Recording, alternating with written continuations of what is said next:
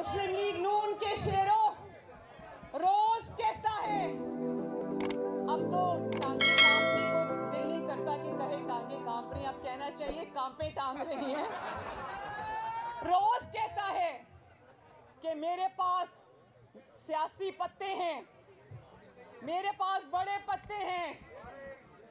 मैं ये कहना चाहती हूँ कि खजां की तरह तुम्हारे सारे पत्ते झड़ चुके हैं।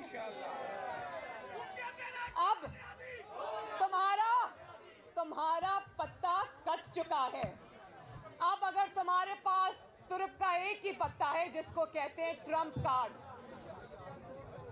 तुम्हारा ट्रम्प कार्ड ये है कि तुम अब सियासत से दस्तबरदार हो जाओ, क्योंकि जितनी आपकी बेइज्जती हो चुकी, जितनी आपकी नामोशी हो चुकी, अब सिर्फ इस्तीफा देने से बात नहीं बनती, अब तुम्हें घर जाना पड़ेगा इंशाअल्लाह।